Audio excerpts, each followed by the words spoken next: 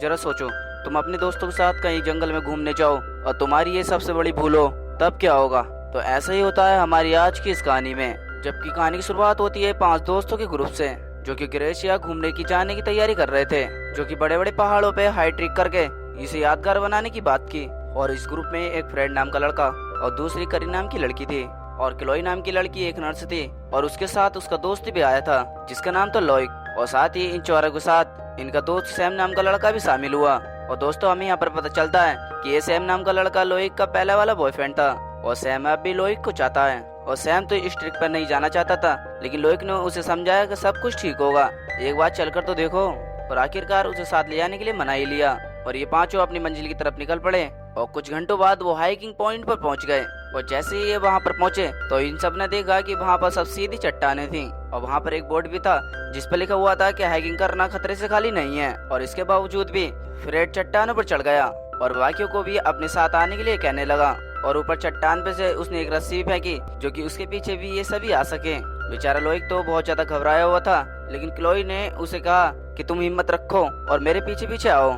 और लोइक का पीछे होने का फायदा सैम ने उठाया, और सैम ने क्लोइक से कहा कि मैं तुम्हें बहुत ज्यादा प्यार करता हूँ, और ये भी कहता है कि तुम्हें मैं इतने समय बाद देखकर बहुत ज्यादा खुश हूँ। और इसने क्लोइक का हालचाल पूछा। और दोस्तों, यहाँ पर खुलासा होता है कि एक इलाज के दौरान क्लोई की गलती की वजह से एक मरीज की मौत हो गई थी, जो कि उस सदमे से क्लोई आज भी बाहर नहीं आई। और क्लोई सैम से कहती है कि मैं पहले से बहुत ज्यादा ठीक हो गई हूँ, अब मुझे लगता है कि हाइकिंग करने के बाद मैं और भी ज्यादा ठीक हो जाऊंगी। और वो ऐसे ही आगे बढ़ते रहे, और उन सभी को एहसास हुआ कि ये रास्ता खतरे से खाली बिल्कुल भी नहीं है। और इन सभी के ऊपर चढ़ने के बाद इन पांचों को एक पुल दिखाई दिया, जबकि इन पांचों को इस पुल को पार करके दूसरी साइड पर पहुंचना था।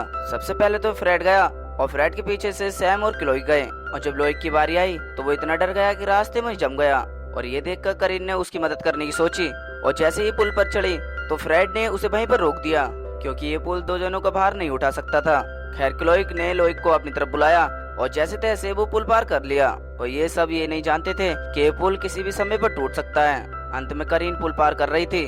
जब वो ठीक पुल के बीच में पहुंची तो अचानक से पुल टूट गया, और वो रस्सी से लटक गई। और इस मुसीबत की घड़ी में फ्रेड ने तुरंत रस्सी फेंकी और करीन को ऐन वक्त पर अपनी तरफ खींच लिया। और जैसे ही करीन फ्रेड के पास पहुंची तो वो पुल टूट कर तहस महस हो गया। और उन सभी को एहसास हुआ कि ये सभी वापस नहीं जा सकते, क्योंकि इनके घर के जाने के लिए ये सिर्फ एक ही रास्ता था। इससे लोइक बहुत ज्यादा डर गया और फ्रेड पर बहुत ज्यादा गुस्सा भी करने लगा, क्योंकि इन सभी को यही इस खतरनाक जगह पर लाया था। और फ्रेड ने कहा कि बहस करने से कोई भी फायदा नहीं होगा, और कहता है कि हमें कैसे न कैसे रात होने से पहले दूसरी पहाड़ी तक पहुंचना पड़ेगा। और इसके बाद पूरा ग्रुप अगली सीधी चढ़ाई चढ़ने लगा। तभी उन सभी ने देखा कि उनकी रस्सी हाइनर से अलग हो चुकी है, जबकि फ्रेड और करीन बिना हाइनर के आगे बढ़ गए थे। जबकि इन दोनों ने ऊपर चढ़कर एक खूंटी गाड़ने का फैसला किया, ताकि सभी लोग सही सलामत पहुंच सकें। और इस दौरान लुइक, क्लोरी और सैम ये पहाड़ पर लटके हुए थे। और सैम ने लुइक से कहा कि भाई तेज सांसें मत लो, और लुइक ने उसकी बात नहीं मानी और तेज रोने लगा। खैर, सैम लुइक से अभी भी प्यार करता था, इसलिए लुइक को जलन होने लगी थी। और कुछ ही देर में अचानक से लुइक का हाथ फिसल गया और वो सीधा रस्सी से जाकर लटक गया, और सैम भी इसके साथ में लटक गया। और क्लोरी उन दोनों की मदद नहीं कर पाई, क्योंकि उसकी आंखों के सामने उसके पेशेंट की मौत आ गई थी, और उसके हाथ पैर वहीं पर जम गए। और इधर दूसरी तरफ फ्रेड और करीन किसी मजबूत पेड़ को इधर उधर ढूंढ रहे थे, ताकि उस पेड़ में रस्सी बांधकर वो अपने दोस्तों को ऊपर खींच सकें। तभी अचानक से ही फ्रेड का पैर एक किसी शिकंजे में फंस गया, और उसकी टांग बुरी तरीके से जख्मी हो गई। लेकिन करीन ने उसे छुड़ाने की बहुत ज्यादा कोशिश की, पर फ्रेड को उसे और भी ज्यादा दर्द हो रहा था।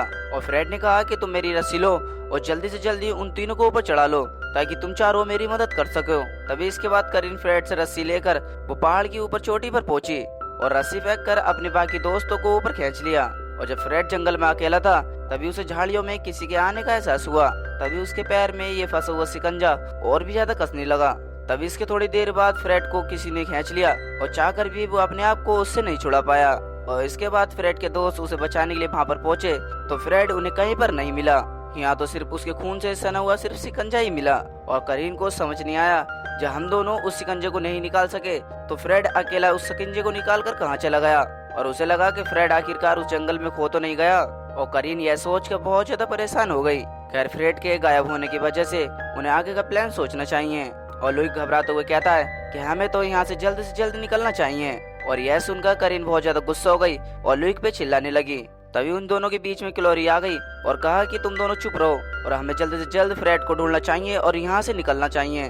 उसने कहा कि जल्दी से जल्दी अंधेरा हो जाएगा और सारी टॉर्च और सारी लाइट तो फ्रेड के पास है, हम अब क्या कर सकते हैं। इसलिए वो चारों इसके बिना आगे नहीं बढ़ सके और इसके बाद ये सभी फ्रेड को जंगल में ढूंढने लगे। तभी इसके बाद सैम और लुइक के बीच में क्लोरी को लेकर बात छिड़ गई और लुइक ने सैम से कहा इस ट्रिप के बाद क्लोरी की जिंदगी से निकल जाओगे, लेकिन सैम का मानना था कि क्लोरी उससे आज ही प्यार करती है और ये सुनकर तो लुइक को खून खोल उठा था और क्लोरी की बात को लेकर उन दोनों के बीच हाथापाई होने लगती है और क्लोरी उन दोनों को देखकर उन्हें छुड़ाने के लिए आई, लेकिन जैसे ही वो आगे बढ़ती है तो एक कुएं में गिर जाती है। तभी तुरंत लुइक और सैम ने पूछा क्या वो ठीक है, पर सामने से कोई भी जवाब नहीं आया और कुएं में बहुत ज्यादा अंधेरा था, इसलिए वो क्लोरी को नहीं देख पा रहे थे। तभी इसके बाद करीन एक पत्थर से रस्सी बांधकर वो कुएं के अंदर गई।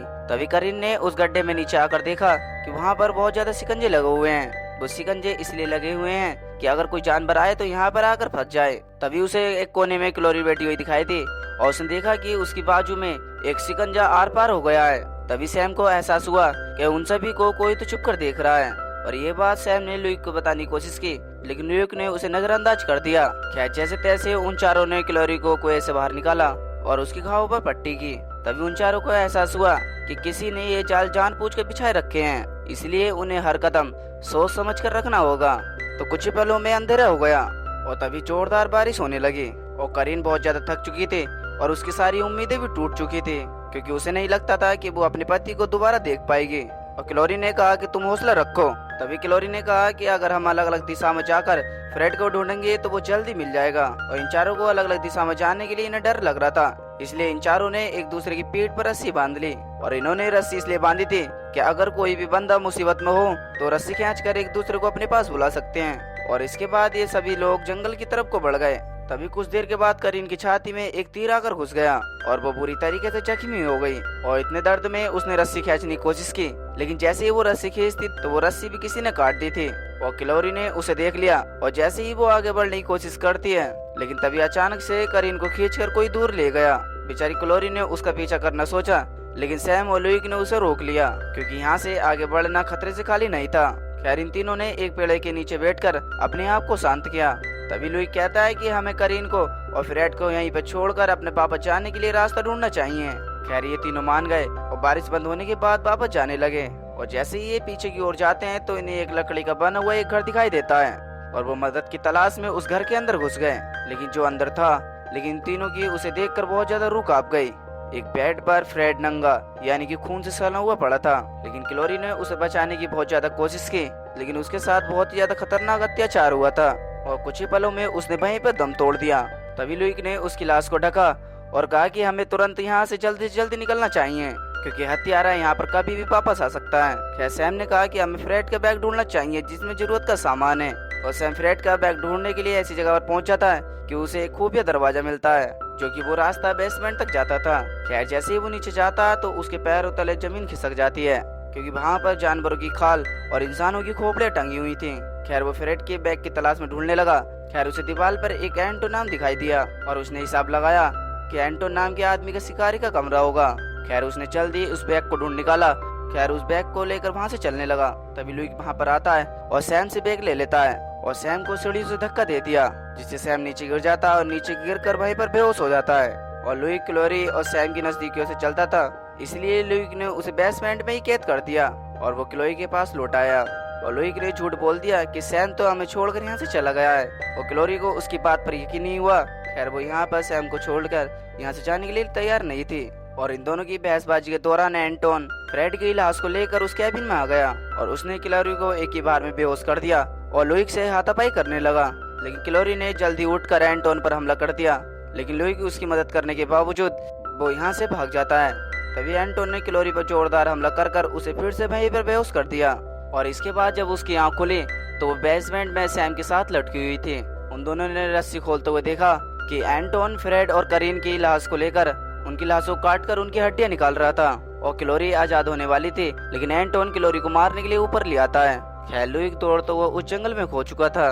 खैर सैम जैसे तैसे उस रस्सी से आजाद हो गया था और जैसे ही वो ऊपर जाने की कोशिश करता है तो एंटोन ने उस बेसमेंट का दरवाजा लॉक कर दिया था और इधर ऊपर एंटोन क्लोरी को चाकू से मारने वाला था। तभी वहाँ पर लुइक आ जाता है और लुइक एक पत्थर उठाकर सीधा एंटोन के मारता है और एंटोन को इतना गुस्सा आया, खैर वो सीधा अपनी तीर को उठाकर लुई के पीछे भागने लगता है। और इस दौरान क्लोरी ने अपने आप को आजाद किया और बेसमेंट का दरवाजा खोलकर सैम को भी आजाद कर दिया। तभी उसने लुई को बचाने का फैसला किया और उधर एंटोन ने लुई की टांग पर एक तीर चला दिया था, जो कि लुई दर्द के मारे बहुत ज्यादा करनाने लगा। खैर फिर भी वो उठ खड़ा हुआ और एंटोन से मुकाबला करने लगा। तभी उसने बहुत ज्यादा जोर लगाकर और उसने अपनी टांग से एक तीर निकाला और सीधा एंटोन के मारा। खैर उसने कई बार तो एंटोन को पत्थर से मारा और धीरे धीरे रेंगने लगा।